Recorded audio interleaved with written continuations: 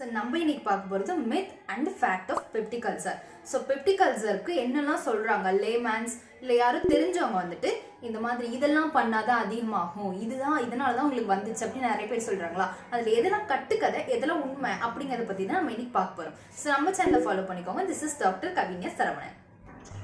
So first நம்ம வீடியோக்குள்ளே போடலாம். பெப்டிக் அல்சர் டிசீஸ்னால் ஒன்றும் இல்லை, ஓப்பன் சோர்ஸ், அந்த லைனிங்கில் ஒரு சோர் மாதிரி ஃபார்ம் ஆகும். எங்கன்னா வயிற்றுலையும் உங்களோட சிறுகுடல் பகுதியிலையும் ஃபார்ம் ஆகும். இதனால் உங்களுக்கு வயிற்று வலி, ப்ளோட்டிங்னா கேஸ் ஃபார்ம் ஆகும், நாசியானா வாமிட் வர மாதிரியே இருக்கும். ஸோ ஹெல்த்தி ஸ்டமக் எப்படி இருக்கும், அல்சரேட்டட் ஸ்டமக் எப்படி இருக்குன்னு கொடுத்துட்டோம்.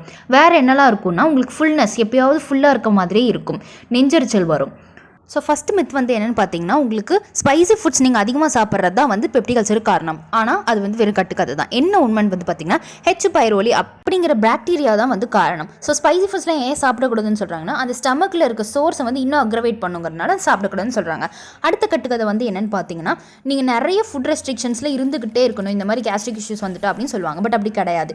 இனிஷியலாக நீங்கள் மெயினாக டயட்டில் மட்டும் நீங்கள் அதிகமான ரெஸ்ட்ரிக்ஷன்ஸ் இருந்தால் போதும். இது எதெல்லாம் சாப்பிடணும், சாப்பிடக்கூடாதுன்ட்டு மெயினாக தெரிஞ்சு அதை மட்டும் நீங்கள் ஃபாலோ பண்ணாலே உங்களுக்கு இதை வந்துட்டு ஈஸியாக டாலரேட் பண்ணிக்கலாம். ஸோ அடுத்த மித் வந்து என்னென்னு பார்த்தீங்கன்னா, நட்ஸும் சீட்ஸும் சாப்பிடக்கூடாது, இந்த மாதிரி ப்ராப்ளம் வரவங்களுக்கு அப்படின்னு சொல்லுவாங்க. பட் அப்படி கிடையாது. நீங்கள் நட்ஸு சீட்ஸ் இந்த மாதிரி டயட்டில் வந்துட்டு சாப்பிடலாம். பட் நல்லா மென்று சாப்பிடணும், நல்லா சூ பண்ணி சாப்பிடணும். ஸோ இந்த மாதிரி நிறைய இன்ஃபர்மேட்டிவான வீடியோக்காக நம்ம சேனலை ஃபாலோ பண்ணிக்கோங்க. தேங்க்யூ.